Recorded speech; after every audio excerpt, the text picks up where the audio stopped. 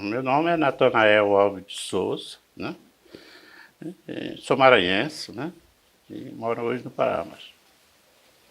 E o senhor está com quantos anos, seu Natanael? 75 anos. Estou fazendo este ano ainda. E veio quando para o Pará? Eu vim em 67. Saiu do Maranhão. O senhor já tinha família lá? Não, tinha família, pai e mãe. Eu Aí, saí com 14 anos do Maranhão. e veio para cá na cara e na coragem? Com 14 É, eu anos? vim, eu vim acompanhado por um garimpeiro que já conhecia a região aqui. E eu vim tutelar dele, ele era meu responsável. Só que eu com meus pais, a gente sempre trabalhava e eu tinha uma certa... Com 14 anos eu já tinha meu animal de passeio, eu tinha minha criança, tinha um porco, meu pai me dava, eu tinha meu roçado junto com meu pai. Então eu vendi tudo o que eu tinha e deu 60 contos de réis, chamava na época. Esse dinheiro deu para mim, dei para ele e ele bancou minhas passagens até aqui.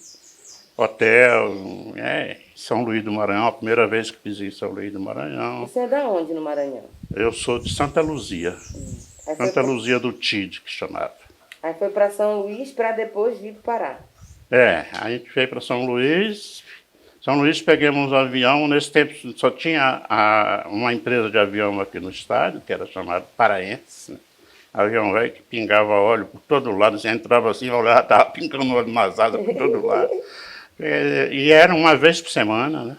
Pegamos a Paraense para Santarém, esperamos mais uma hora, mais uma semana aqui no Hotel Brasil, Santarém também tinha um Hotel Brasil, a gente ficou no Hotel Brasil mais uma semana, quando ele comprou a passagem para a gente ir para o garimpo, bater no garimpo do Cripurizão. Já foi direto? E lá ele ainda me deu 18 contos de réis ainda, desse dinheiro que ele... Eu vou pagar minhas passagens, alimentação, hotel, ainda me deu dinheiro quando cheguei lá. Ainda te deu troco. Me deu troco. E o garimpo fica a quanto tempo de Santarém? 2 horas e meia de avião pequeno. De avião pequeno. E vocês já baixaram direto no Cripurizão? Não, sim, nessa época foi. No Cripurizão, na época foi. Já tinha Já isso foi, né? E aí baixamos direto lá. Era a única pista que tinha. O resto tudo era mala nas costas. E Itaituba? Sim, mas passa por Itaituba. Isso. Às vezes Itaituba é só porque quando eles saem daqui, é 2 horas e meia até Itaituba, e às vezes 2 horas até o garimpo. Né? Aí eu fiz 2 horas, mas é 4 horas, 5 horas de voo. Porque normalmente um voo até Itaituba, de outro Itaituba até lá. Era assim a regra na época. Né? Aqueles aviões Tec-Tec carregavam 700, 800 quilos, né? E essa viagem sua com esse garimpeiro foi consentida pelos seus pais? Foi acordada com meus pais, né? Principalmente com meu pai. Minha mãe chorou tanto, minha Maria. Morreu, está com 1 ano e pouco, né? Minha mãe morreu quase, se não tivesse morrido esse ano agora, ela completaria 100 anos. E então ela não queria que eu viesse. Papai concordou e como era o senhor João Anjo, era o nome do meu tutelado, ele já tinha vindo aqui e ele era um cara que todo mundo gostava dele lá na cidade que eu morava. Ele era sapateiro e inclusive minha mãe me botou para aprender também a fazer sapatos junto com ele. A gente já tinha uma certa convivência, né, entre nós. E eu tinha muita confiança nele. O único problema é que quando a gente chegou no garimpo, não demos para ficar os dois juntos. Aí ele arrumou 2 patrão, um para ele e um para mim. Mas ele recomendou tanto o meu patrão para cuidar de mim, porque eu era brabo. Brabo no garimpo é considerado a pessoa que não sabe trabalhar, que ainda não trabalhou no garimpo. É tudo, né? Então era chamado brabo, né? Tinha gente que maltratava esse brabo, né? Dava picareta para molar, né? Picareta é para quebrar pedra, né? Mas você ia molar picareta, ia fazer, sabe? Judiava do ar. Né? Então ele me recomendou muito para não fazerem isso comigo, né? Porque eu não tinha experiência, mas ele sabia que eu ia dar dar um garimpeiro, sabe, que sabia fazer, que eu era trabalhador. E foi embora, minha irmã. Aquele pai me cortou o coração, viu? Até hoje, quando eu me lembro disso, ele me foi embora, pô, aí porque ele me doeu, viu? Quando a cigarra cantava às 6 horas, não dá de chorar. Lembrando da minha mãe, do meu pai, daquele colega que eu tinha que estava para outro baixão, né? Era no mesmo garimpo, mas era outro baixão. Mas era mais ou menos assim como daqui em Santarém, mais ou menos. Longe um do outro, que nós ficamos, né? Assim, né? Isso doeu muito. Eu ia lhe perguntar dessas dificuldades, né? Porque o senhor no vinha de uma começo foi muito. experiência de roça, aí entra num espaço de garimpo, que era muito diferente, né? Senhor muito Pois é, mas aí foi muito fácil mesmo. Foi como ele disse. Como eu era um cara que eu não temia serviço pesado, né? Eu nasci no pesado. E aí eu achei bom aquilo, era o que eu mais gostava. Com 1 mês e pouco eu virei um profissional de garimpo. Eu era um dos maiores removedor de terra, né? Cascalho para jogar para cima.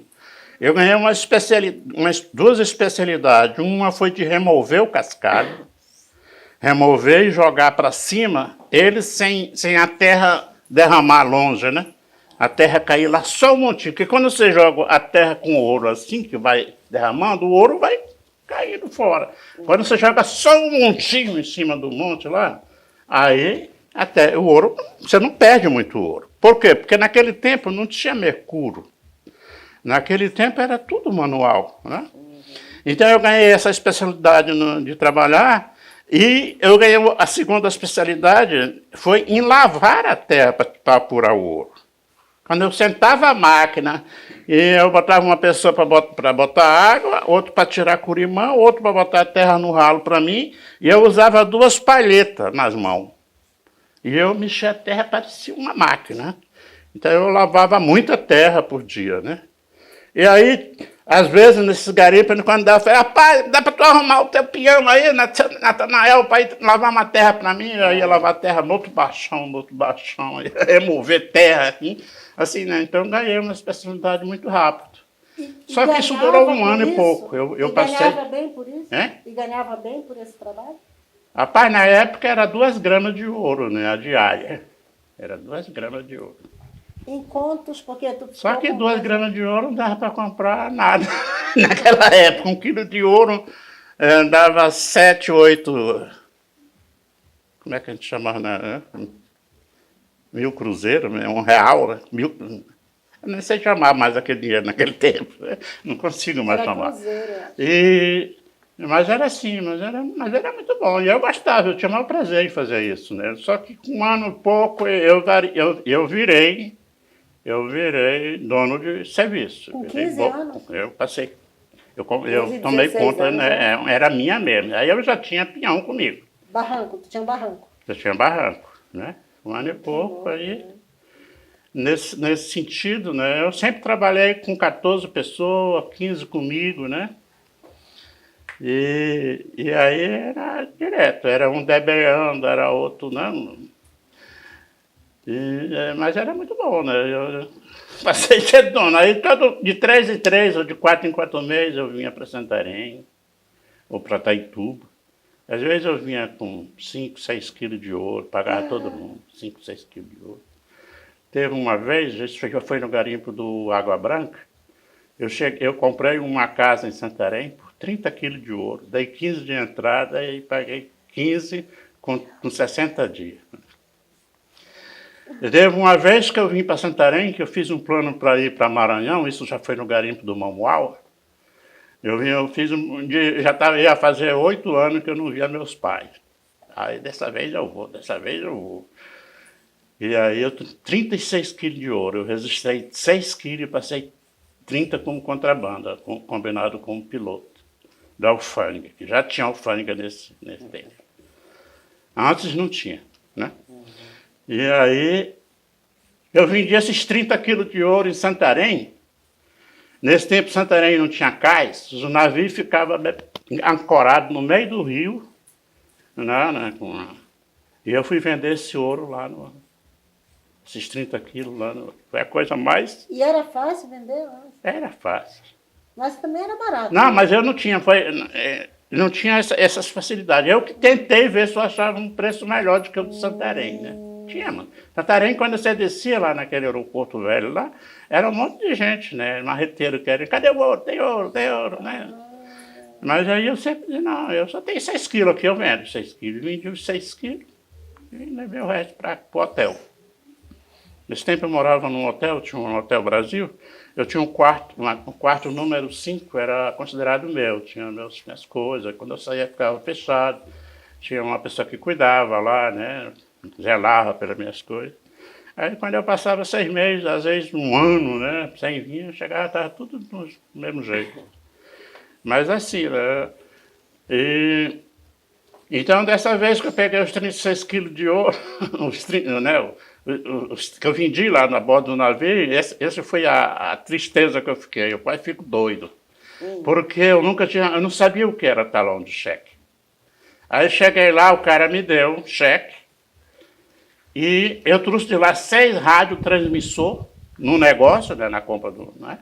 3 radiotransmissor que eles atingiam até 2.000 metros de distância. Se eu tivesse com um lá e outro aqui, daqui 2.000 metros, a gente conversava. E a ideia era levar para o garimpo esses transmissores. Né? Então, aí vinha. Aí isso era uma sexta-feira. O único banco que tinha em Santarém é onde tem o Correio hoje, né? Ali era o único banco. E aí eu fui para o banco que estava fechado na sexta-feira, para levar o cheque lá. Aí, puta merda, aí passei sábado, domingo, a minha vida era olhar se o navio não tinha ido embora. Não, será que foi embora, levou meu ouro, esse papel vale alguma coisa ou não vale, sabe? Doidinho, sabe, fiquei. E quando foi na segunda-feira, a agência do banco, né? E aí, quando o cara abriu lá, eu mostrei, ele disse, não, você tem que esperar o gerente. Aí, quando o gerente chegou, ele mostrou, eu mostrei, disse, olhou assim, você vai levar esse dinheiro em quê? Não sei, não tinha bolsa, não tinha nada, sabe? Eu nem se imaginava, né? Todo doido. Então tinha fundo. Aí ele foi muito legal, né? Ele pegou, né? E me chamou lá para uma sala, aí pegou, botou, era mais ou menos assim, escrito. A maior nota do país era, acho que hoje, eu não sei se a gente consegue pesquisar ela. A maior nota do país era 5 contos. A nota de 5 contos ela era largona, assim, comprida, né? Era a maior nota de cruzeiro do país, era essa. Aí o monte era tudo daquela nota. Mas era um pacote assim, com a fita larga em cima, assim, escrita 1 milhão. Foi botando lá. Aí botou 9 pacotes desses, né? 9 milhões. Aí contou a fração lá. Aí pegou um papel jornal e fez 3 pacotes. Tamanho mais ou menos de um pacote de cigarro cada um, né? Pacote, não tem aquele pacote de setesca, né? 3 pacotes daquele tamanho ele fez, embrulhou todinho, amarrou, e eu botei debaixo do braço aqui e fui embora. Aí na frente da praça, na frente do banco, hoje, naquela pracinha ali onde tem aqueles camelô, era engraxate. Eu tinha um amigo engraxate. Tinha, não tem. Espero que não tenha morrido. Quando eu fui em Santarém, vou ver ele. Aí eu fui para lá para ele engraxar meu sapato, botei o dinheiro na perna aqui e ele engraxou meu sapato. Mostrei para ele, olha, isso aqui tudo é dinheiro, pô. Assim, né? E depois eu fui pro hotel, cheguei lá, rasguei aquele papel, joguei em cima da cama, olhei tudo lá, e contei, recontei, botei de novo lá no armário. Para resumir a história, eu comprei minha passagem para ir para o Maranhão. Quando eu fui para o aeroporto, nessa época tinha um avião que vinha de Manaus, aterrissava no aeroporto de Santarém, tinha um que vinha de Santarém e aterrissava aqui em Santarém para ir para Manaus, né? Fazia vice-versa. Quando aterrissou primeiro, o que veio de Belém, e aí apareceu uma ex-namorada minha, eu resolvi atrasar o avião, pedir para transferir a minha passagem, não quiseram transferir, eu comprei outra passagem, fui embora com ela para Manaus. Não fui mais para o Maranhão. Mas levou o teu dinheiro. Levei, estava com tudo na mala. Eu tinha uma pasta presidente, estava cheinha. Eu ainda tenho até uma hoje aqui. Eu tinha 2 pastas presidentes. Uma que eu carregava dinheiro, outra que eu carregava dinheiro e ouro, e uma que eu carregava só os meus... pouca coisa, jabá, feijão. Assim que diz que o garimpeiro considera a pasta presidente, né? Aham. Mas eu tenho até uma aqui, depois eu vou mostrar para vocês, né? Aí você foi para Eu Manaus? fui para Manaus, passei 2 meses lá com ela. Quando eu voltei liso. Acabei meu dinheiro, não fui para o Maranhão. Mas eu não fiz isso só uma vez, eu já tinha feito várias aqui em Santarém, Itaituba, né? 3 quilos, 2 quilos, 5 quilos, né? Acabava e voltava para o garimpo. Por quê? Isso que vale a pena ressaltar. Porque lá era um celeiro. Lá você sabia que você ia só buscar, né? Mas eu nunca tive ganância de comprar, né? De comprar terra. Eu vivi numa pensão chamada Lute Camarão, até hoje é viva, muito legal, a senhora. Ela pelejava para me comprar, né? Quando eu chegava, para me comprar propriedade, comprar casa, comprar... Eu quero isso, para quê, dona Aqui em Lourdes? Santarém? Hã? Aqui em Santarém? Em Santarém. Ela está viva? Nesse... É? Lourdes Camarão, ela É. está viva? Ela mora ali na... esqueci o nome da rua. Mas ela mora, as filhas dela. Eu fui noivo com a filha dela, depois não casou, né? Agora, Natanael, eu fico pensando, assim, porque a gente associa muito a imagem do garimpo à violência, à competição, né? Pelos barrancos e tudo. O Cripurizão tinha uma certa Nessa época, segurança. nenhum garimpo tinha essas coisas. Não tinha arma, não tinha, sabe, não havia... só para tu ter uma ideia, quando eu passei a trabalhar no Água Branca, eu tinha uma estaleiro assim, a gente faz de pachuba. Pega a pachuba, abre, tira o miolo e faz tipo uma taubinha e faz um giral. Eu deixava a minha cuia com ouro aqui e a gente ia trabalhar como lá no comércio. A cuia de ouro ficava aqui. Ninguém mexia. Todo mundo tinha ouro, todo mundo tinha o seu, sabe? Não precisava ninguém roubar de ninguém, sabe? E tinha uma regra. Se alguém roubasse, a gente não matava, deportava. Isso que é. Bota no avião ou bota... Vai embora. Leva até onde tu pega o avião e vai embora. Ou pega a lancha, ou pega a balsa e vai embora, né? Mas assim, era essa a regra de quem roubasse, de quem fizesse. Eu fiz isso com um aí. Fiz com o meu cozinheiro. A gente deportou. Sabe? Mas era muito difícil acontecer isso. Só foi acontecer já depois, quando começaram a levar bebida, mulheres, não tinha mulher, tu ficava lá no garimpo, 6 meses, 7 meses, tu não via uma mulher. Se tivesse a mulher do dono do garimpo, sabe? Mas não tinha mulher. Então não existia criminalidade. Depois que abriram para bebida, para levar prostituta, aí a coisa começou a virar, né? O senhor ficou quanto tempo em garimpo? Né? O senhor passou quanto tempo trabalhando Eu com passei garimpo? 10 anos, sendo 7 anos garimpando e 3 anos mariscando gato. Aí depois de 7 anos, o senhor já lá no garimpo, o que aconteceu para o senhor mudar? Aconteceu alguma coisa no garimpo? Para o senhor ir trabalhar mariscando gado? Assim? Hã? O que aconteceu para o senhor mudar de função do garimpo para... Foi de novo, foi um acidente de avião. Foi. Um acidente de avião, mas que não foi o acidente que fez eu ficar assim, foi a mulher que adoeceu, né? Tinha uma mulher e ela adoeceu, pegou hepatite e na ida para o garimpo, a gente fez uma aterrissagem forçada em Itaituba, né? Itaituba, esse que eu chamo de acidente. Que os trem de pouso do avião não desceu, não arriou, né? E aí foi orientado pela torre, né, que jogasse toda a mercadoria que tivesse, deixasse só as pessoas e jogasse o avião de bucho no chão. E foi assim que aconteceu. A gente rodou, a gente foi quase no garimpo e voltou, né? E sabendo que estava com esse problema que tinha que, né? E eu estava com a minha mulher, né, também. Mas aí a gente aterrissou, de bucho no chão, não houve nenhum problema. Nós só saímos da pista, né? Quase, se vai mais uns 3, 4, 5 metros para frente, a gente tinha andado numa casa lá, que estava, né? Que é a casa do Antão, que a gente chamava, que era o dono de uma pensão lá na beira da pista, em Itaituba. Então, mas aí a gente conseguiu voltar ao garimpo. Aí na vinda do garimpo ela adoeceu. Ela adoeceu de hepatite e estava grávida do meu primeiro filho e eu vim trazer ela para Santarém. Só que a gente estava no Mamual, garimpo Mamual. A gente tinha que andar 18 horas no mato, né?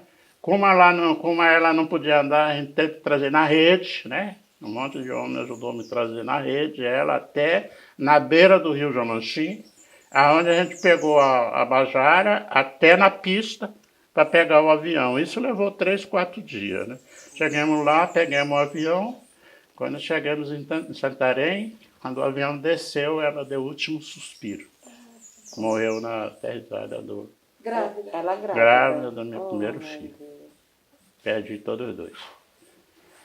E esse foi um dos problemas que fez eu mudar. Com 20 Aí da mudança de garimpo para Mariscal Gato. Então esse foi o motivo da mudança. Aí eu resolvi não ir para o garimpo, até porque na época mariscação de gato e osso era melhor do que ouro.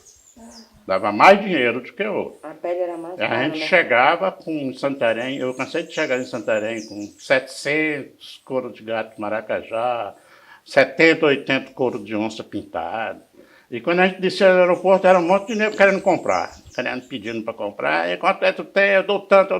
Não tenho freguês certo. Eu sempre tinha isso, né? Eu já tenho meu comprador, né? Eu veio levar para o hotel. Nessa época, em Santarém, só tinha Rural e Jipão 4 portas. Não tinha outro tipo de Isso carro. era o quê? 68? Isso já era 69, 68, 69. Eu fiquei no garimpo até 73. 73, fiquei no garimpo. Então, aí foi assim, né, a mudança. Mas eu cansei de chegar aqui, né, e vender os couros de onça e gato. Fazia o mesmo jeito de garimpo, acabava todo o dinheiro e voltava. Né? E o senhor aprendeu a caçar aqui?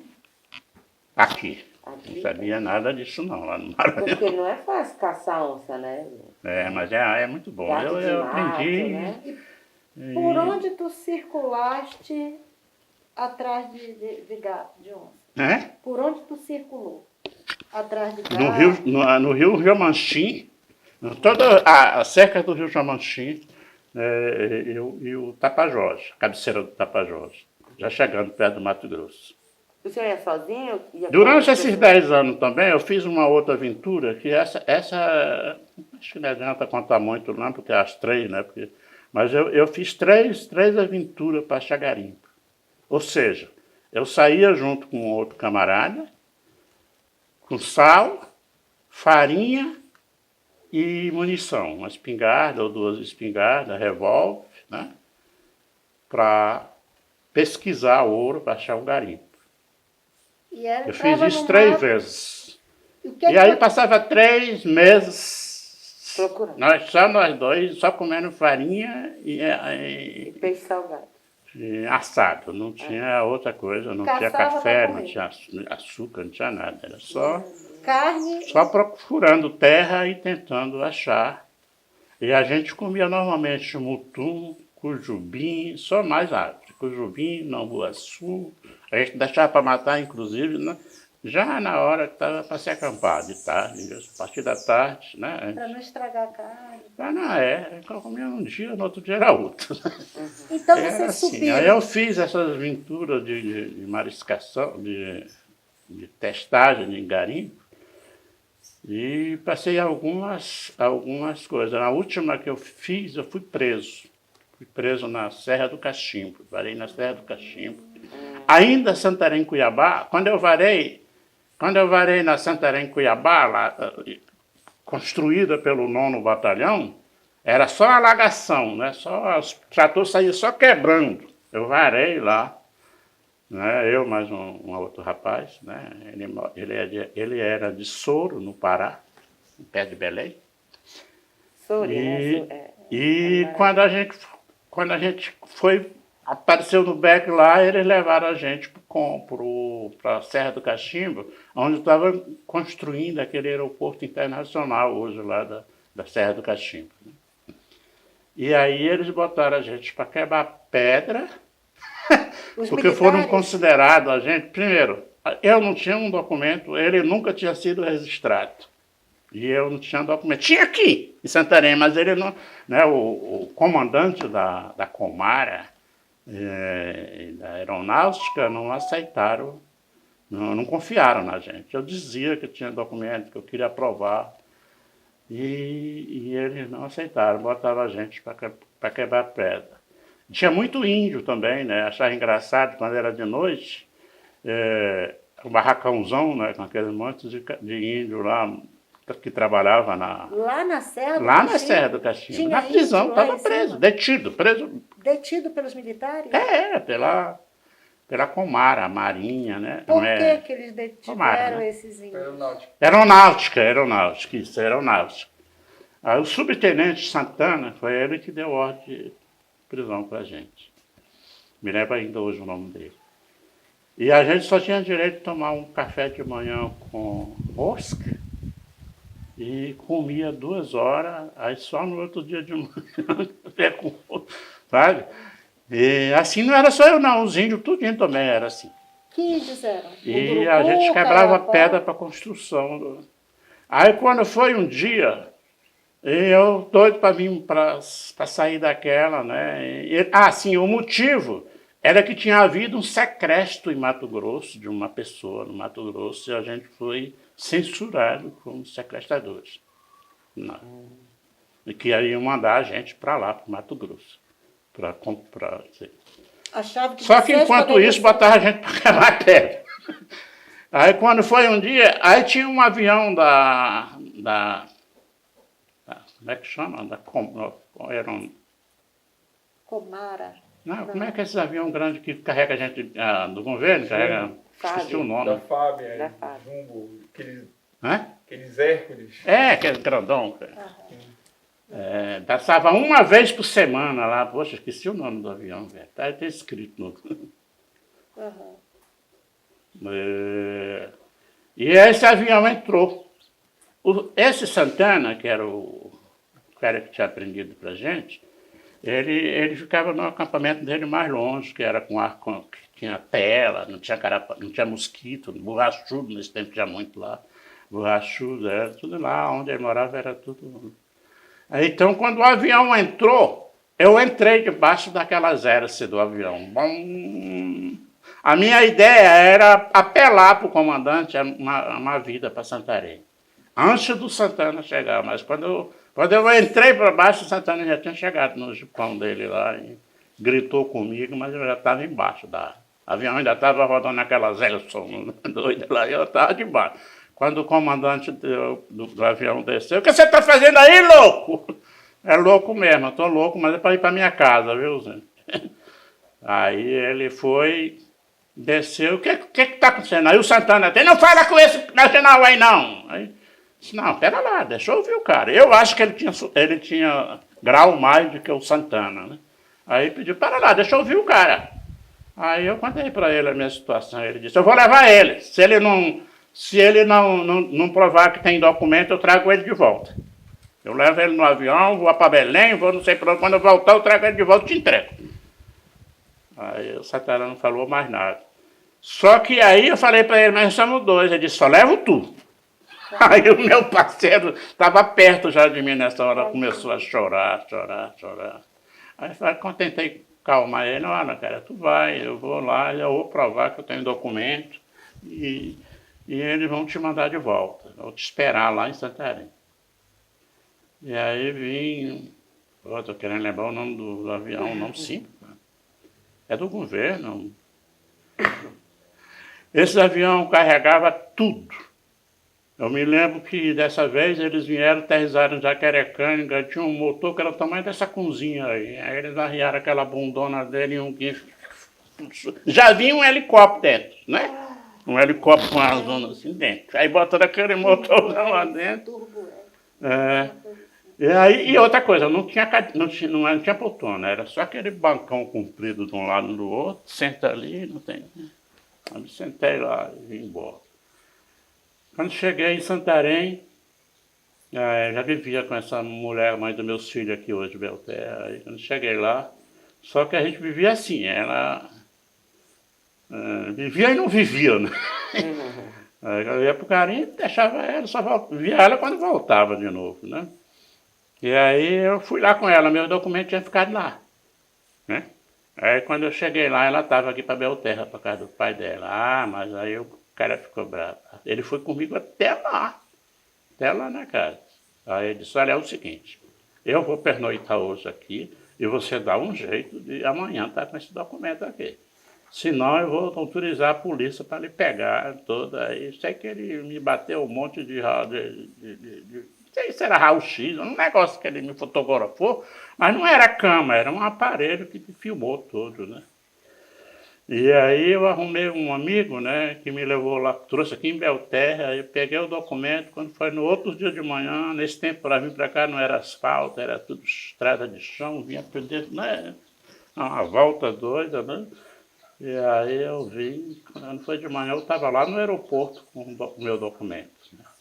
Qual era meu documento? Um registro de nascimento. Era um documento que eu tinha. Um registro de nascimento.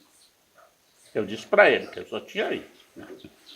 Eles te interrogaram? Né? Eles te interrogaram? Sim, interrogaram, mas como eu falei que eu tinha um registro de nascimento, isso lá, né? Na Serra do Cachimbo. Sim, esse Santana, né? Queria saber Sub-Santana, o né? que tu fazia, por que tu estava ali. Eu contei que eu estava mariscando, estava tentando ver, mariscando, estava pesquisando o ouro, a vontade era o desejo de achar um garimpo, né? Eu tinha ido daqui do Jamanchinho, varei para a Serra do Cachimbo, 3 meses de mato. Eu estava, inclusive, com um berme, né? Não sei como é que chama aqui, ouro, né? Na cabeça, que o batalhão foi quem tirou, né? O 9º batalhão que tirou para mim, eles sajaram. Eles sajaram e tiraram, né? Porque na cabeça, você espreme e sai, mas aqui não tem como. Aí matei ele dentro, aí apodreceu aqui. Então eu passava a noite sem dormir, né? Com esse negócio. E o teu amigo? E eles fez isso para mim lá, o batalhão, lá, o 9º batalhão. E o teu amigo? O que eu quero dizer com isso que eu acho importante não é esse, é o fato que nessa época que andava nessa área aí, não se tinha estrada, não tinha nada, era só, né? Não tinha, era só mato. Eu andei tudo isso aí antes de sair essa estrada. Tem um garapé, inclusive hoje o nome da cidade é Trairão. Nesse Trairão, eu matei um desses peixes lá, mas o meu colega, só para ver o tamanho.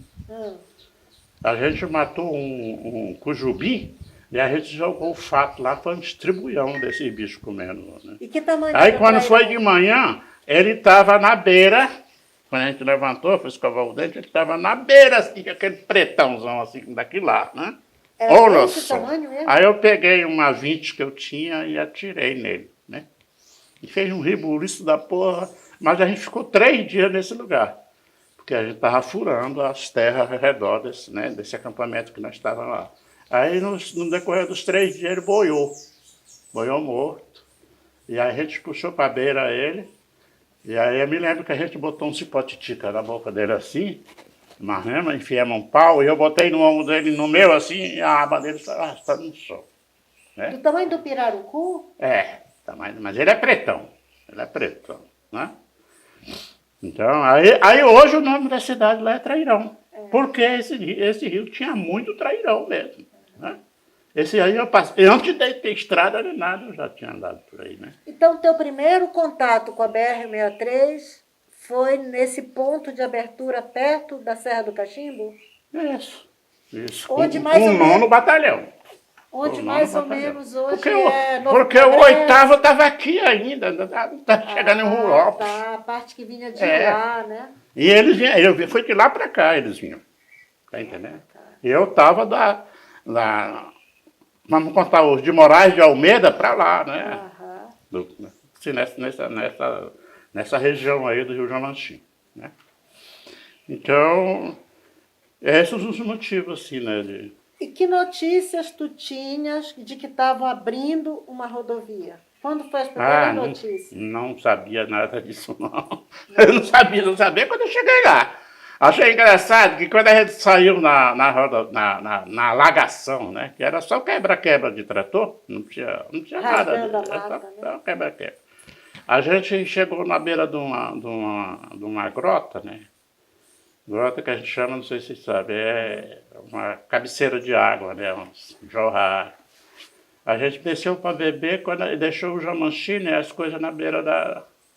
A gente desceu para beber água, quando voltamos, bem pertinho do nosso Jamanchim tinha uma onça. Perto das nossas coisas tinha uma onça. E aí essa onça teimosa, viu? Porque a onça, você grita, qualquer animal do mato, se você fizer alarme, ele corre, ele não te espera. Sabe? Não precisa atirar, só basta fazer um grito de alarme e ele se afugenta de ti. A gente fez tudo isso e ela não saiu, viu? Ainda bem que eu tinha levado o revólver na cintura lá para beber água, a arma, a espingarda ficou tudo lá. E aí a gente começou a jogar bolão de barro do trator nela. E ela só fazia virar de um lado para o outro, né? Aí a gente precisava pegar nessas coisas. Ela acho que ela estava com muito fome, aquela onça, porque ela estava corajosa, não quis correr. Até que eu puxei do revólver e dei um tiro, não nela, tirei no chão, perto dela, e ela foi embora. A gente pegou as coisas, mas uma oncinha atrevida. Foi a primeira onça que eu achei atrevida, né? Mas tem muita onça, mas nunca achei onça tão atrevida que nem aquela, né?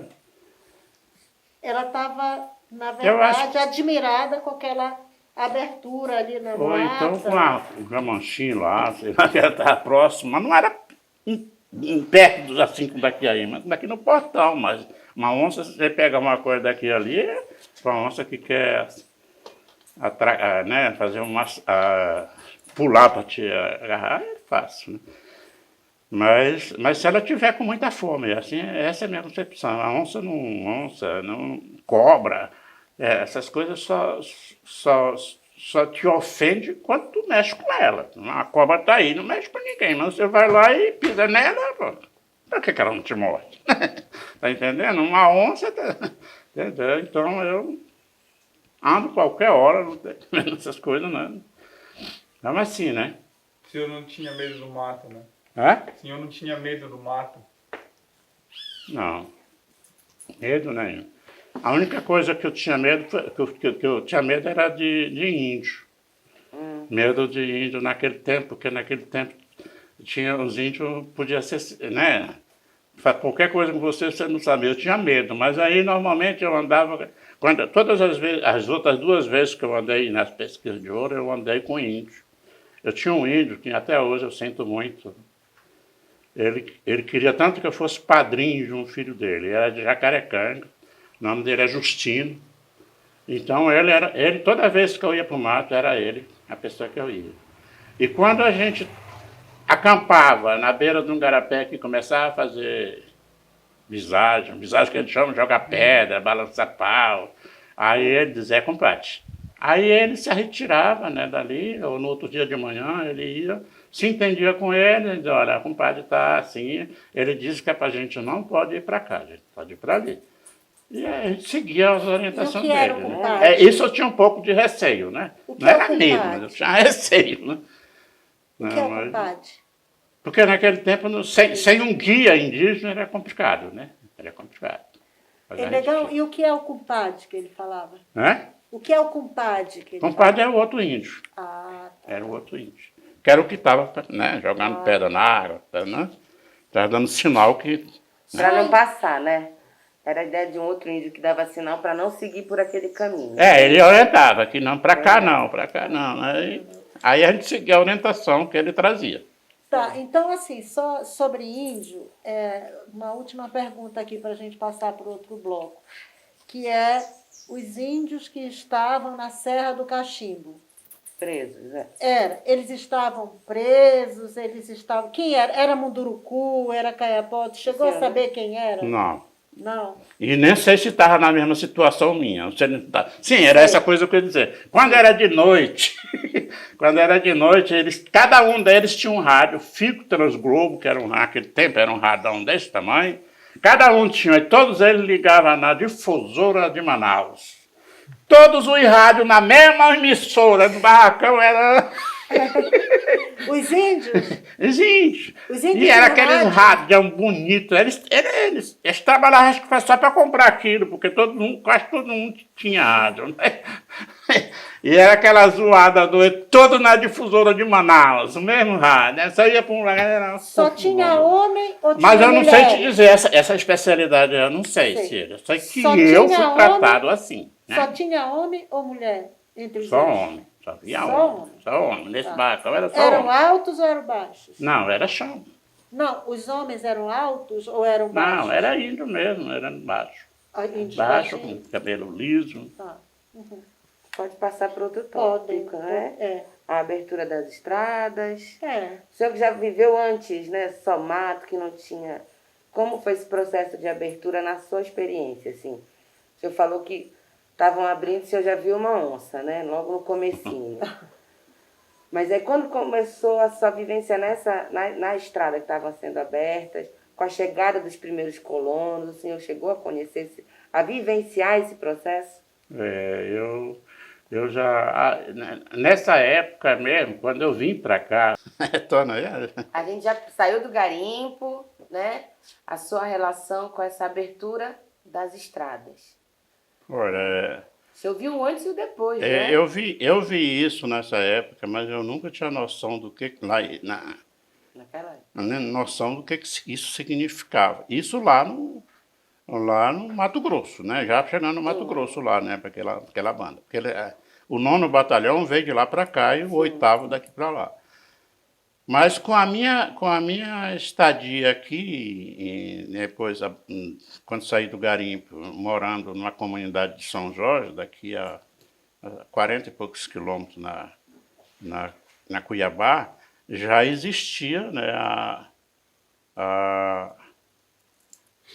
a quebrada da estrada do 9º Batalhão. Né? Inclusive, eu já fui para lá, já na estrada que o batalhão já estava construindo. Isso em 74, né, quando eu fui para lá, já fui pela estrada, não pela estrada que tinha antes, que saía de lá, como eu disse, quando eu vim atrás do documento, eu vim por uma outra estrada que não era Cuiabá. Essa estrada ela continuava entrando para cá, outra hora o Sará no Tapajós, depois subia de novo, e saía no Tuari, depois do Tuari varava no São Jorge, que era, nessa época era a estrada chamada estrada de extraição de censo de pau-rosa. Inclusive lá no São Jorge, era onde eu morei, 20 anos. Saí de lá com 21, lá tinha uma fábrica de censo de pau-rosa, lá no São Jorge, onde o pessoal tirava incenso. Aqui no Antes de sair a aqui Cuiabá. no São Jorge? Onde eu morava. Ah, era? Hoje tem uns fornos velho lá, tem... E Né? tinha pau-rosa aqui nessa região? Mas tinha muito pau-rosa. Né? Hoje, onde é Flona, isso aí tudo tinha pau-rosa, acabaram com tudo. Então, lá tinha a fábrica de incenso, né, onde eles purificavam o produto para fazer o perfume, né? Então, eu não tinha muita noção, mas ao morar lá no São Jorge, né, aí eu passei a viver uma vida de agricultura e precisando de estrada, né, e sabia disso, né? Mas eu já tinha um pedaço de estava terra sendo lá. construído, né? E aí foi tempo, né, que a gente entra no sindicato, que aí abriu a mente para conhecer esse negócio das estradas. Aí lá o senhor já tinha um pedacinho de terra Não. sua? Quando eu fui Não. para lá, é aí que vale a pena ressaltar, né, que faz parte do que eu escrevi. Eu só fui para lá porque eu vim primeiro para cá, onde moravam os pais da minha esposa. Essa que eu fui atrás da chave, né, no meu registro. Então eu vim para cá, para a casa dos pais dela. Só que eu estava com o nariz quebrado, uma costela quebrada, um golpe no meu pênis, eu estava com um revólver na cintura quando caímos do avião, né? Quando a gente vinha do garimpo, eu mais ela. Aí caímos do avião e eu estava acidentado, ela quebrou esse osso aqui da órbita do osso, foi lá para dentro, passou 1 ano e 6 meses, repuxaram, né? O meu filho, ela vinha gestante da minha filha, Natalice, morou contigo, né, com tua mãe, né? Foi. A Natalice, ela vinha no bucho dela, quando ela ficava na mãe dele, casa de avião. E o meu filho levou um golpe na costa, eu acho que foi na hora que eu joguei ele por cima da asa do avião, joguei lá para fora, né? Que eu acho que pegou um daqueles pinos e cortou a costa dele. Porque quando o avião caiu, não abriu nenhuma porta, não trancou as portas, a gente teve que sair pela vidraça.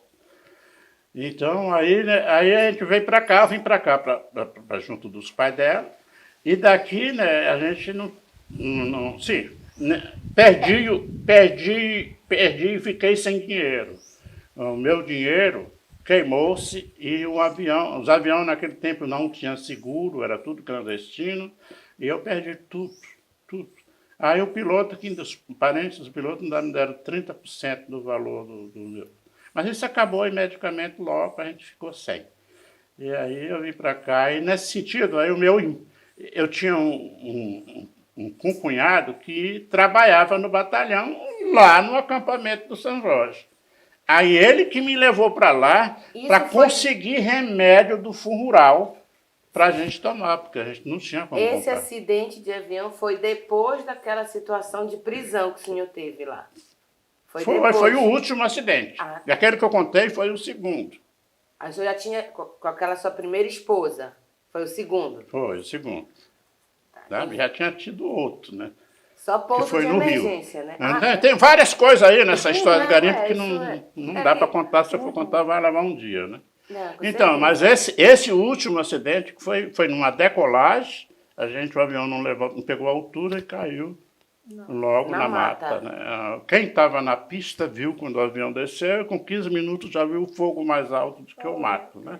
Isso E foi aí, aonde, senhor Natanael? Com poucas horas depois, tinha gente lá cuidando da gente, né? Mas isso foi em que cidade? Foi aqui em Santarém ou foi lá para Não, baixo? foi no garimpo, Lá no garimpo garimpo. do Piranha, isso. Piranha. Garimpo do Piranha. Não, mas eu só estou dizendo para poder Como chegar. você- Por que sim, eu vim sim. para cá? Sim. Para Belterra, para poder chegar lá no São Jorge, né, onde eu construí o resto do meu conhecimento. Foi aí onde eu passei a conhecer Raimundinha, aí todo mundo, depois que eu estava lá. Né? A recomeçar, o senhor recomeçou Aí eu lá, recomecei a minha agricultura, né, lá. Eu fui para lá para tomar remédio, não, porque no tempo no exército tinha remédio do fundo rural, que eles davam para a população. Eu fui lá para ganhar, porque eu não tinha como comprar. E findei tirando um lote lá na comunidade. Me deram. Tinha 6 famílias, eu fiz a 7ª família quando cheguei lá. Quando eu saí de lá, nós já estávamos com 37 famílias, né, na comunidade. E ali foi tempo que, em 74, o presidente Médici, né, decretou a Floresta Nacional do Tapajós e a gente estava dentro dessa área. E todas as comunidades que estavam próximas à BR, que estava sendo aberta, né, a gente olhava assim, era um punho de poeira, aquele vermelhão, a terra toda, né, estava tudo sendo aberto naquele momento, né. E esqueci o que eu ia falar. E aí eu sei que, nesse momento, aí quando eu estou lá no São Jorge, eles resolveram, né, me dar um pedaço de terra nessas. E aí, nessa questão da terra, eu findei virando uma liderança da comunidade. Foi aí que eu, né? Mas lá tinha muitos conflitos, assim, pela terra? Sim, aí, pois é, nessa época, a instituição que direcionava a Floresta Nacional era chamada de BDF. Eles foram várias vezes na comunidade para expulsar a gente, foram várias vezes para negociar com a gente, e com proposta de dar outro lote em Mato Grosso, né? E eu me lembro que a gente tinha um líder da comunidade, né, que até morreu, o senhor Pedrão.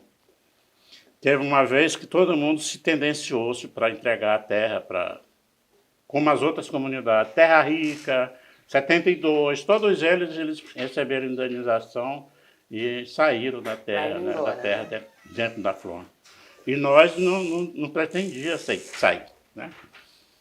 E eu sei que isso durou muitos anos, né? Essa lenga com eles, pelejando, pelejando. Uma dessas vezes, né, o Pedrão, eles disseram que ia dar para a gente um lote de terra de 100 hectares, uma cabeça de cada animal e 1 ano e 6 meses de salário. E teve muita gente, né, das famílias que tendenciaram a querer. Aí eu me lembro do Pedrão, que usou uma estratégia muito boa, né? Que foi dizer, olha, a gente tem um café para vocês lá na casa tal, do seu Salico, um café, vocês vão tomar um café lá, que a gente precisa conversar só nós com a comunidade. E aí eles foram todos para lá tomar o café, e ele tomou conta da palavra e disse, gente, não vamos cair nessa. Nós estamos dessa distância para ir para Santarém, já é um sacrifício, imagina lá em Mato Grosso, como é que a gente vai fazer? E aí quando eles voltaram, estava todo mundo, ninguém sai. Gostei muito da estratégia do Pedrão, viu? Até hoje, né? E eu fui aprendendo essas coisas, que eu não tinha Qual nada era o disso. Pedrão? Era o Pedrão do Una, não? Qual era esse Pedrão? O Pedrão era um catequista da comunidade lá do São João, não era um Pedro do Una. Era um catequista, já morreu, mas era um puta cara. Mas eu fui aprendendo essas coisas, né? E assim, a gente, né? A última coisa que aconteceu na comunidade sobre essa questão da expulsão foi, eu me lembro a data. Ai, meu computador. Que a juíza decretou despejo. Isso foi antes desse, né? Nós tínhamos só 17 famílias. E a gente teve acesso, né, ao documento, eles mandaram o documento do despejo em as casas em ordem que iam ser demolidas. E eu tomei a posição nessa época de morrer, junto com uma outra mulher, de morrer dentro da primeira casa que eles iam derrubar. E quem foi derrubar a casa era o batalhão. Foi autorizado para derrubar a casa, foi o 8º Batalhão. E aí eu fui para dentro da casa, mas a dona Maria do Comecinho, ela estava buchuda também, estava grávida. E para ele derrubar a casa. E a comunidade toda em peso lá, e o tenente, né, do exército mandou o tratorista derrubar. Aí chegou perto da casa, assim, com o trator, e aí nós estávamos na janela, eu e ela. E o tratorzão na frente da casa. Direito a casa onde é. E aí o tratorista resolveu descer do carro, do trator, e entregou a chave pro tenente. E desceu a ladeira para ir embora, deixou o trator lá funcionando. E aí o tenente desceu e foi embora. E a gente, com o resultado desse, aí nesse tempo o governo, que era a Lacide Nunes, mandou uma equipe vir aí, em São Jorge, e delimitar uma área de terra para a comunidade de São Jorge. Aí tiraram uns picos lá e deram para a gente um documento garantindo uma área dentro da Flona para a gente, né? E esse documento, eu me lembro até hoje, se falar com o Dico Almada, ele era o cofre desse documento. A gente tinha medo de alguém tomar esse documento. O Dico Almada que guardava esse documento debaixo de 7 capas, para a gente com medo de ser perdido, né? Então, aí era um conflito muito grande com a gente lá sobre essa área, né? Então, foi assim um negócio... Natanael, onde é que fica essa área que era da comunidade? É ali perto é no 90, na estrada? Onde 92 tu entra, né? 92 tem entrada. Lá... Que vai para o batalhão. A primeira companhia do batalhão era no São Jorge, só que era antes da comunidade. A comunidade é de um lado do Garapé e o batalhão era do outro lado do Garapé. Né? Hoje não existe mais nada do BEC lá. Mas ele morava, lá tinha 70, 80 policiais, né, do exército lá, tenente, coronel, tudo. Era lá naquela área que eles faziam estudo de serva, né, da Flona, né, passava. Muita gente varava lá na minha casa, que era lá no meio do mato, no caminho do porco lá, e varava lá, né, soldado, naquelas horas da noite, né. Entende? Mas era assim, né? Porque assim, hoje tem a Vila do São Jorge. É ali mesmo. É ali mesmo. É ali mesmo, nunca mudou ali. Tá. Quando nós Quando eu saí, antes de eu sair de lá, a gente marcou tudo ali. A gente dimensionou a área de cemitério, a área de desenvolvimento da comunidade, a área de moradia, aquilo ali que fizeram do mesmo jeito até hoje. A gente deixou aquilo ali tudo pronto quando eu saí. Então, eles desviaram a estrada? Não Não. precisou Bom, desviar a estrada. A estrada é a mesma. Tá. A estrada é a mesma. Mas só que aí, eu me lembro que uma vez, quando eu era liderança, eu fiz uma crítica ao Exército, né, quando eu já estava lá, que foi o batalhão vai 40 anos aí, né? Aí era para fazer, ele estava com 20 anos e não tinha feito 100 quilômetros de asfalto. Não chegava em Rurópolis, mas chegaram uns 4 anos atrás, que chegaram em Rurópolis e agora fizeram mais um pouco. Sabe? Mas por quê? Né? Porque a gente sabia que o batalhão sobrevive com nossos direitos, com o nosso salário, né? Com o imposto que a gente paga. Né? E naquela época não tinha obra, né? Então eles faziam tudo para esse calibre se manterem. Então eu fiz uma denúncia com esse caminho. E aí eles diziam, olha, vocês têm muito... se fosse fazer em lata de conserva, que eles comiam muita conserva, né? Se fosse fazer em lata de conserva, ia passar dos quilômetros que vocês já fizeram, botando uma lata de conserva na outra. Então a minha denúncia foi baseada nisso, na época lá. Ixi, deu um problema isso sério comigo, né? Tive que responder na serra Me lá. chamaram. Entende? Mas assim, o certo é que no São Jorge, eu quero ser muito franco, São Jorge foi tudo da minha vida, foi o meu primeiro professor da vida social, da vida de luta, da vida de organização, porque eu esqueci de dizer para vocês, mas até no São Jorge, quando eu cheguei no São Jorge, eu era completamente analfabeto, não sabia fazer meu nome, sabe? Não tinha... o documento era um registro de nascimento. Para fazer minha primeira carteira de trabalho, né? Eu fiz no Hotel do Chão naquele tempo, né? Secundino, e foi uma moça, uma prima da minha mulher, que pegou na minha mão, ajudou a desenhar o meu nome, né? Porque eu não sabia escrever. Né? Então, mas São Jorge eu aprendi a ler. A minha esposa me ensinou a ler, a decorar alguns textos bíblicos. Eu virei catequista, depois virei delegado sindical, delegado regional, diretor, presidente. Então, eu conheci toda essa história aí da Santarém Cuiabá, e junto dessa construção da Santarém Cuiabá até Mato Grosso, também tinha a Transamazônica vindo, né, de Belém, rumo Belém, para chegar até em Manaus. Né? Só que eu sabia isso teoricamente logo quando cheguei. Agora, depois que eu me tornei uma pessoa do movimento, da comunidade, aí eu fui conhecer a história. Eu ajudei muito, né, participei muito de organização junto ao conflito, né, como, por exemplo, em Placa, quando quiseram tomar o terreno do Abílio Pedro Sati, do Polaco, lá, quando houve assim, né, a gente saía daqui para ir fazer manifestação, apoiar eles lá. Né? Mas isso já foi depois, né, de estar entendendo um pouco da luta, né, e dos interesses dos trabalhadores rurais.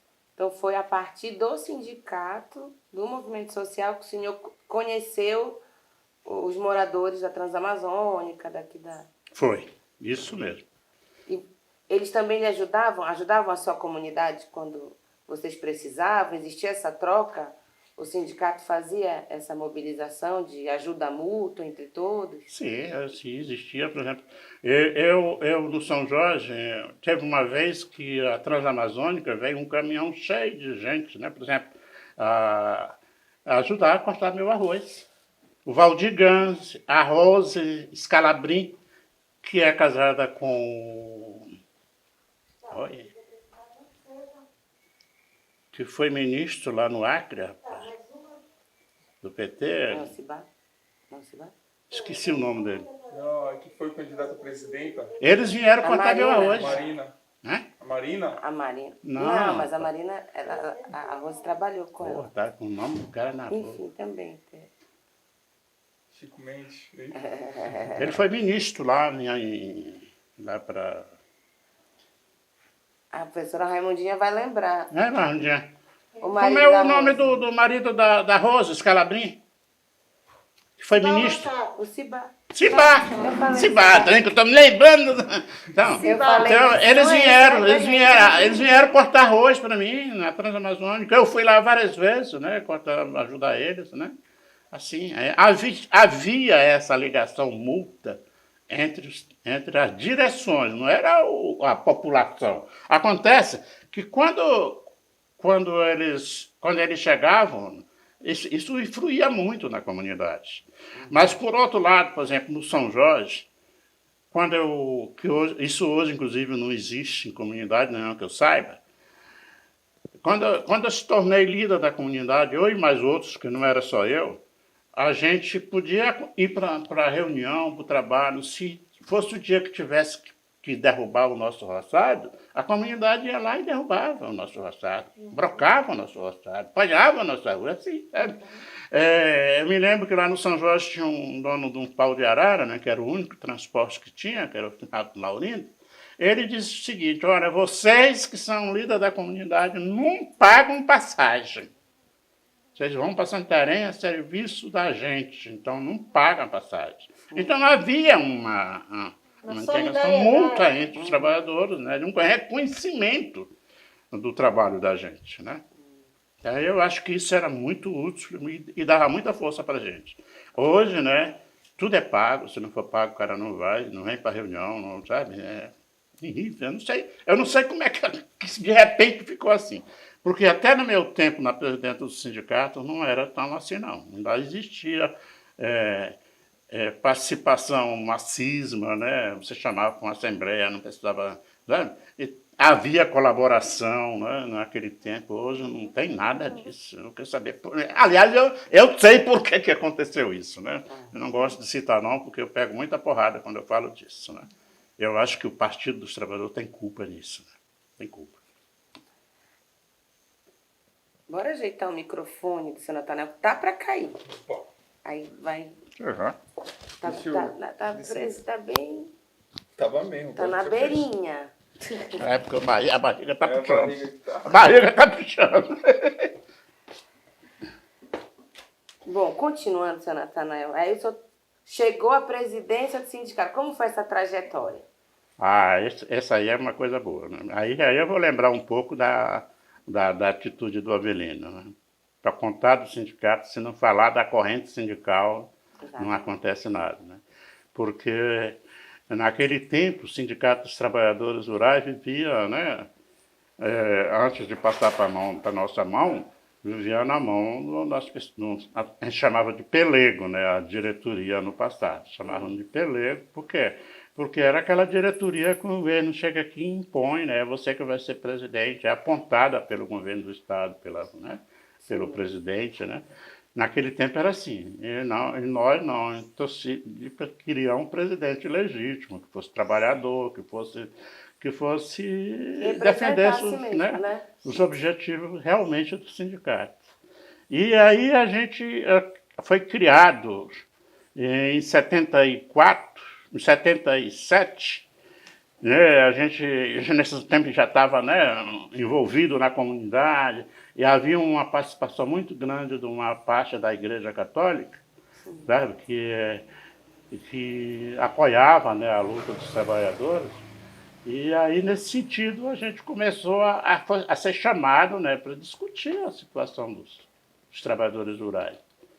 E aí, nos anos 70, a gente criou um grupo chamado os 30, Grupo dos 30. Primeiro a gente chamou os mensageiros, né?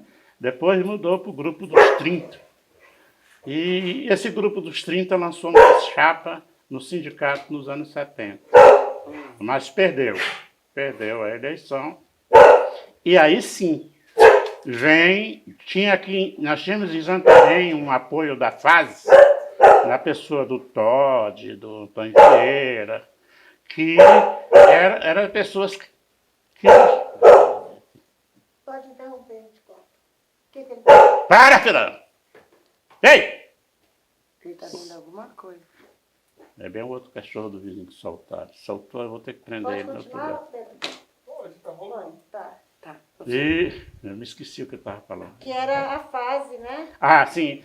Aí, elas inclusive, Antônio Vieira chamou a gente, né? E disse, vocês perderam a eleição porque nessa chapa de vocês tinha gato, cachorro, onça, tudo no meio de vocês.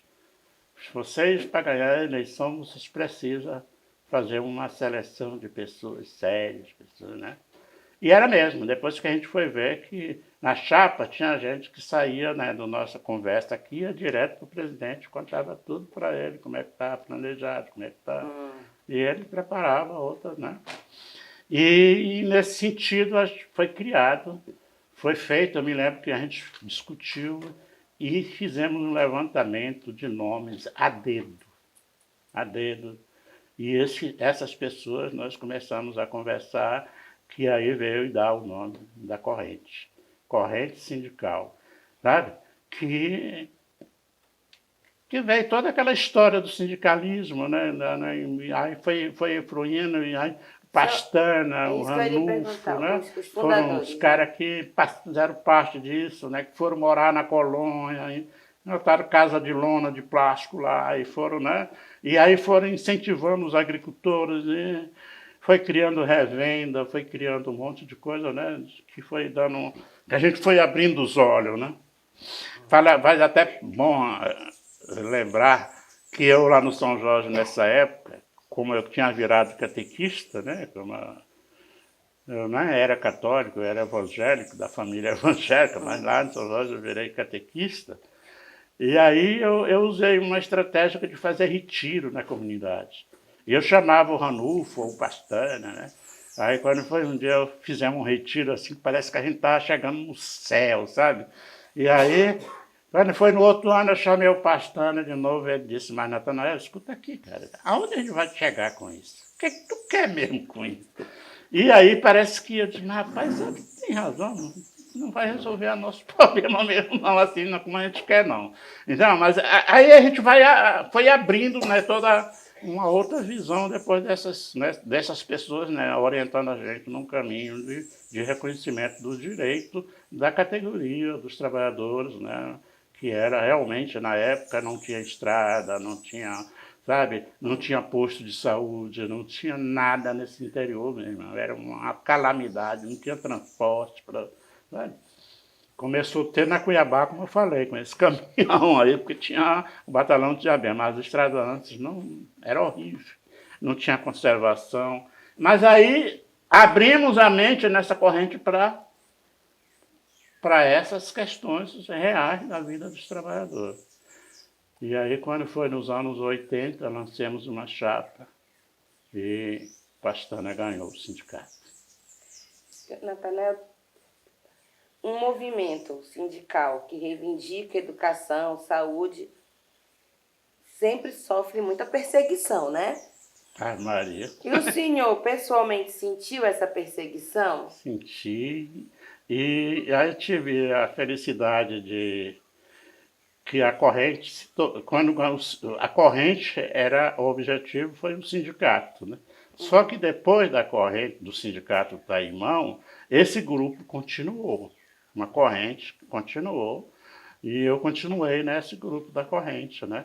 Que era um grupo que a gente chamava de retaguarda, né? A estratégica das pessoas para apoiar o sindicato. Por quê? Porque a gente vivia em plena ditadura e tinha intervenção no sindicato, inclusive como teve no nosso, como quiseram fazer no nosso, né? E eu me lembro bem, uma dessas perseguições foi numa passeata de saúde, isso já no mandato do Avelino, não foi mais nem no do Pastana.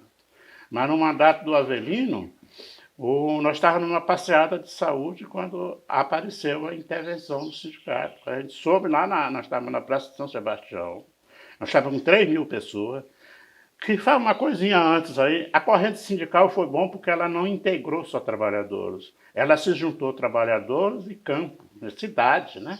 Os bairros, as associações, as federações, se juntou a nós, né? O sindicato dos comerciários virou, né? Virou também combativo, né? A colônia de pescadores, o E20, virou, né? E o sindicato da construção civil, até um período também virou, né? Apoiando, né, a luta desse. Então engrossou, virou uma luta de massa. Quando a gente estava na São Sebastião, na manifestação, esperando que o prefeito Ronan Liberal. Ronan Liberal. Ronan Liberal, né? Ronan Liberal atendesse a comissão de reivindicação dos postos de saúde, ele não vinha. Aí o Avelino decretou greve de fome para ficar naquela igreja lá da São Sebastião, para ele poder atender a comissão. Então as perseguições eram grandes. Isso antes, o Pastana, no tempo do Pastana, tocaram fogo numa casa lá na região do Hotel do Chão e compraram o morador para dizer que tinha sido ele que tinha tocado fogo na casa. Nós estávamos lá com mais de 2.000 pessoas, tiramos o Pastana da prisão lá, tiramos ele lá. Sabe? Tiramos ele da prisão. Entende? Então, assim, houve muita perseguição. Houve, antes, né, quando nós ganhamos o sindicato, a primeira perseguição foi destruir, entraram e levaram o livro do quadro social do sindicato. Nós tivemos a maior dificuldade para cadastrar todo mundo de novo. Depois, eles tocaram fogo na sede do sindicato. Eu me lembro que a gente botou uma faixa com 3 meses, olha nós aqui de novo, né? E não pode ser fantasma, né? Tem uma que represente com clareza, né? E que defenda até na última hora a vida dessa tua categoria. A gente tinha muito claro isso. Hoje não se vê isso assim, não. Eu não vejo assim. Hoje tem um monte de baranato, de coisa que... Entende? Mas a conjuntura muda, né? Muda tudo também, né? Entende? Mas houve realmente muita perseguição. Eu estava até aqui, olhando um dia desses no meu computador, um acidente que houve, quando a gente estruturou essa corrente no sindicato, a gente criou uma ala jovem, a gente criou uma ala feminina, porque no sindicato era proibido mulher se associar. Mas a gente brigou para conseguir associar as mulheres. E aí, nós estava numa reunião desse jovem lá no sindicato, quando uma caçamba entrou, né? E matou pessoas, aleijou outras. Então, eu estava olhando aqui no meu computador, uma das pessoas aleijadas, que eu sempre visito ela lá no bairro da Esperança, né? Que hoje tem a cana, né? Quebrou o quarto. Assim, né? Morreu 2 pessoas só de uma família. Entende? Houve muita perseguição. Houve nessa luta, né, por terra, a morte do finado Avelino Ribeiro, nem perto de mim, onde eu morava lá. Eu tinha meu nome na lista para morrer, o Avelino tinha o nome na lista. Nós todos eram ameaçados de morte. Teve pistoleiro na minha casa, na minha comunidade, né? Eu me lembro de uma vez eu fui para Santarém, e a gente ia para Santarém, vinha para São Jorge, para a BR lá, e ficava dando benção para os carros que passassem. Naquele tempo, né, passasse, só jogava poeira, né? A gente ia embora, né? Até que um levava. E aí, às vezes, era um carro daqueles inflamáveis, era um madeireiro. Aí, sobe aí! A gente subia lá em cima daquele negócio lá, não tinha esse negócio, né? Grudava lá em cima, lá daquela toro de madeira lá, e vinha embora para Santarém, assim, né? Aí, uma vez, eu estava para Santarém, quando eu cheguei lá, que eu desci do carro lá, eu fui naquele tempo, era Transbrasiliano. Eu desci da Transbrasiliana, aí estava o Chico Jabuti. Caramba, nós estamos com 2 dias te esperando aqui. Ontem foi eu esqueci o nome. E hoje é eu, ainda bem que tu chegou. A gente está aqui porque tem 2 pistoleiros te esperando lá para te matar. E tu não vai para tua casa, não. Aí me levou para casa do Dico, já para um outro caminho. E aí nós cheguei lá e eles mandaram chamar outra pessoa do grupo. A gente tinha um grupo já lá na comunidade, um grupo de direção, né? Aí chamou o pessoal do grupo e decidimos o que fazer. E aí quando a gente O pessoal for para lá, ele já tinha ido embora. Tinha ido embora. Aí beberam cachaça e abriram o bico que estavam lá para me matar. Então, assim, né, a gente passou muita dificuldade naquela época, mas, graças a Deus, com a força da organização, a gente venceu. Mas só para finalizar essa parte aí mais em rumo da corrente. Eu tive a felicidade de, na corrente, eu não podia ser liderança, porque muita gente nem sabe disso. A função minha, inclusive, a maior parte do presidente do PT em Belém, né, que foi o João Batista, e o próprio Ayrton, nós éramos as pessoas que tomavam conta, era responsável pelos patrimônios e liderança. Nós éramos defensor, segurança dessas, né? Naquele tempo a gente não tinha análise de conjuntura, não tinha o que tinha hoje. Mas o João Batista era escrito, não, como é? Na Veja, como é que a gente chama? Ele tinha assinatura. Tinha assinatura, né? Ele recebia na Veja. E uma análise de conjuntura que nós fazíamos era através da leitura da Veja, né? Da Veja, né? Era assim que a gente fazia a análise de conjuntura, né? A nível nacional, estadual, e baixava até a gente. Mas a gente era responsável pela segurança. Só para ter uma ideia, nesse dia que o Pastana saiu, né, da delegacia, o Valdir Gans levantou o Geraldo Pastana para falar em cima do público, né, assim, né? Eu fui lá e arrastei a perna do Pastana para baixo, fez ele jogar no chão. Por quê? Porque a gente sabia que ali tinha pistoleiro. Inclusive, nós tínhamos um pistoleiro, que o pai dele tinha matado na Avenida Ribeiro, que estava no pé de uma árvore, com uma 765, e nós tínhamos 3 caras nossos, né, no pé dele lá. No pé dele lá, se ele se mexer aqui, não atira, não. Então, a gente sabia de tudo isso lá dentro. Né? No tempo da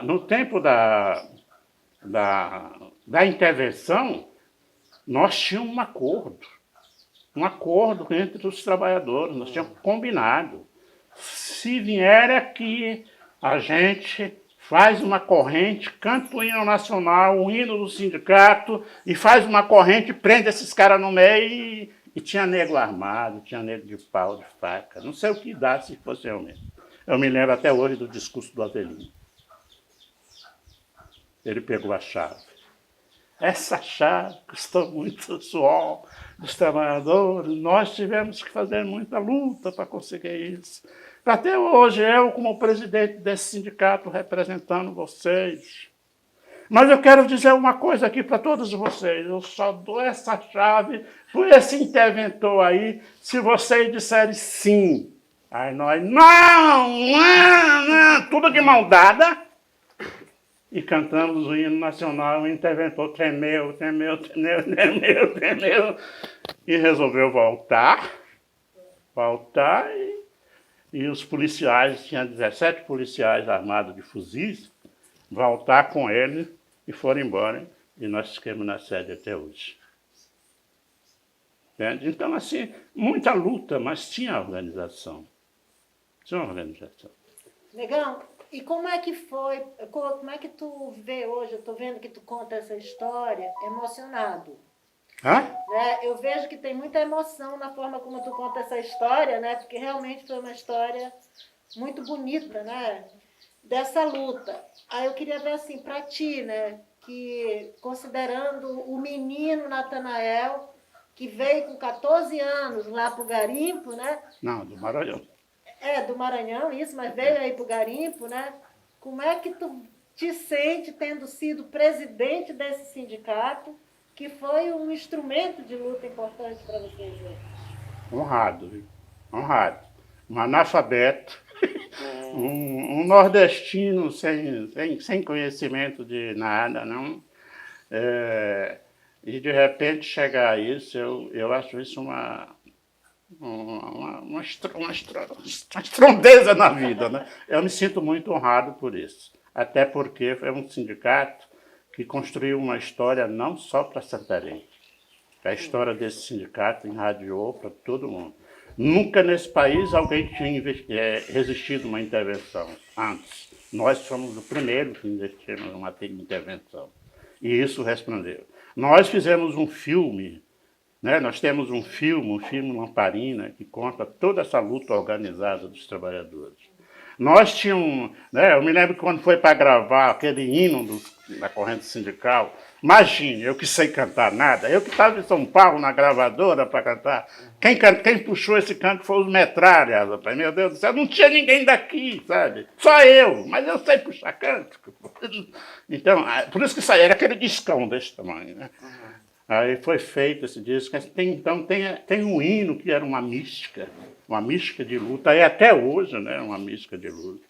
Não foi eu que criei, mas eu me sinto bem em fazer parte disso, né? Tem hoje também um livro, né, um livro muito importante, que foi feito pelo João Pierre. Lá eu fiz uma entrevista de quase 20 horas para ele, quase não tem nada para ele, para fazer aquele livro. Então eu me sinto, viu, Raimundinha, como realizado, isso é a palavra, realizado por ter feito parte de uma coisa que é real, né, que os trabalhadores realmente precisam, né, rever. Eu tenho uma coisa que me choca muito, é que essa história não é mais contada assim pelos trabalhadores. Muita gente não conhece isso, né? Eu acho que o sindicato não usa uma dinâmica, né, de refazer essa história para que os novos associados, novos agricultores conheçam por que existe isso. Esse é meu sentimento, né, no sindicato, de alguém que faça isso de forma real, né, de forma viva, né, para que o povo possa conhecer realmente essa história. E isso tu está perguntando de mim, né? Mas essa história não é minha, essa história é de muitos companheiros, né? Que muitos já morreram, que muitos ainda estão aí para contar a história, né? Eu tenho um amigo, você já passou lá com o Zaqueuzinho, né? Amanhã. Pois é, o Zaqueu. Inclusive, toda vez que o Zaqueu fala, ele me surpreende, né? A esposa dele morreu há pouco tempo e eu fui visitá-la. Quando eu cheguei lá, aí eu falei, poxa, Zaqueu, meu sentimento por Maria ter morrido. O quê? Você desaprendeu a história de luta? Ele falou para mim, não, eu não aprendi não. Você não sabe que a história humana se conta que para viver tem que morrer? Não foi assim Jesus? Tem muita lição, né? Tem muitas pessoas que precisavam ainda conhecer essa luta. Não é conhecer, não, precisava estar vivo para relembrar isso. Natanael, eu fiquei com uma dúvida sobre, antes, voltar, tá? Vou voltar de novo, antes da BR-63, tá? Vocês já estavam no São Jorge. Já. Tá. O acesso entre o São Jorge e Santarém era pela Santarém-Jabuti? Era para Santarém-Jabuti. Tá. Santarém-Jabuti entrava no 72, ia varar em Pedreira, aqui no Tapajós. Pegava a Pedreira, quando chegava no Tuari, subia de novo, varava no São Jorge. Então, vou repetir, seu Natanael, para encerrar nossa entrevista, né? As rodovias, né? Todo esse processo de colonização está completando 50 anos, né? E com ela, novos migrantes vieram, o próprio sindicato. Então, é um contexto de muita mobilização social e que o senhor estava envolvido nisso também, né? O que esse passado representa? O que essa história representa para o senhor no hoje? Acredito que a gente tinha um desejo muito grande, uma esperança quando esse projeto apareceu, que era de ter uma rodovia onde a gente pudesse escolher realmente a nossa produção, né? E ter mais acesso, né, à saúde, né? Trazer uma pessoa no hospital, né? E até facilita um pouco, né, hoje, né, mas tem uma coisa por trás dessa iniciativa, né, dessa grande estrada, que é a concentração das riquezas, né, da terra. Isso é doído, né? A gente sabe hoje que a maior parte das terras hoje está sendo, onde não é fazenda, é grão, né? Agronegócio, né? E isso vai expulsando o pequeno agricultor cada vez mais para dentro da floresta, né? Através das vicinagens mais profundas, mais para fundo. E a faixa, a estrada mesmo, a BR, vinda beneficiando mais essas pessoas, né? Onde muitas vezes dessas vicinagens não tem o mínimo de manutenção, não tem nada, né? Onde está o próprio pequeno produtor. Então, eu acho isso um horror, né? Para que tanto a gente imaginava, dizer, agora sim vai ser melhor, vai ser mais acesso, né? As comunidades ter seu transporte próprio, né? Tem algumas até que tem, mas as estradas que seguem até ele, até na comunidade dele, né? Não tem manutenção. E a BR tem essa desvantagem, né? Que inclusive eu estava fazendo uma análise, uma crítica, né? da BR, da Santarém-Cuiabá, dentro da cidade de Santarém. Né? Aí eu tenho um amigo lá, que é o Genásio Pastana, conversando uma vez com ele, ele tem a padaria dele, né, onde ele vende, né, ele à noite, né, tem pizzaria, tem tudo, que ele fez na área da BR, ele fez lugar para negócio, né, para botar mesa, para tudo. Quando a BR decreta, né, quando decreta não estacionamento mais na área da BR. Né? Por quê? Dá direito só as carretas, né, os carretão de exportação de soja e tudo. E ele teve que desmanchar essa área que era de mesa para fazer estacionamento. Porque imagine, se tu tem lá naquela parte um lugar de sobrevivência familiar, aí eu vou ter que ir lá me alimentar no teu ambiente, eu ter que entrar 4, 5 quarteirão numa outra rua para deixar meu carro, voltar e comer, voltar de novo lá. Então, é perca de freguês, é perca de negócio, né? Então, a BR é importante, esse desenvolvimento, mas às vezes não fica para todo mundo, né? Fica para algumas pessoas, né? Para algumas empresas. No caso desse exemplo que eu estou dando, é só o sojeiro que tem direito de passar com as carretas. Né? Uhum. Agora, né, até vi uma reportagem na Rádio Rural de que passou a ser municipal essa área de novo. Eu não sei se o prefeito vai rever isso. Né? Se eu fosse eu revia na hora, porque é incrível que pareça. Tem tanta gente que sobrevive ali de tudo, né? Trabalho, tudo, e você não pode estacionar, né? Sim. Então, a BR tem tudo isso, né? Mas eu me lembro na parte dessa história, né? Inclusive contada muito pelo Avelino Gans, que ele foi uma das famílias que veio para cá, trazida do sul do país, vamos para terra sem gente, vamos para terra sem gente, homem sem terra para terra sem gente, né? E era assim, né? E foi trazido muita gente, né? Eu me lembro a gente aprende muito conversando com a Avelina aqui, ele contou inclusive essa história, que foi interessante aqui.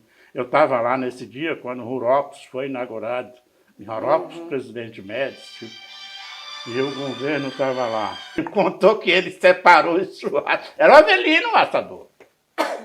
E eles ficaram sem comer. Não foi essa história? Era o Avelino. E o povão pegou e tomou tudo. Né? Não, pera lá, tinha uma mesa desse churrasco melhor só para o presidente lá.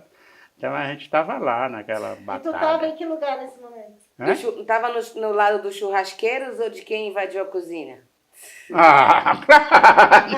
Nós estávamos do lado. A Avelina aprendeu a lição. Foi mandar a lição. Muito bem. A Avelina aprendeu a lição. Mas tu então comeu daquele churrasco. Senhora Natanel, muito obrigada pela entrevista. Né? Muito obrigada por compartilhar sua memória, sua história. Né? Mesmo que rapidamente, né? Como você ouviu, a gente não dá conta de tudo. Né? Então, eu espero muito que o seu livro saia mesmo. A gente vai dar todo o suporte necessário. Histórias como a sua e de todos os seus companheiros de luta são muito importantes para a nossa região. Então, esse projeto tem esse papel, eternizar essas memórias. Então, muito obrigada, tá, seu Natanael? Obrigado também.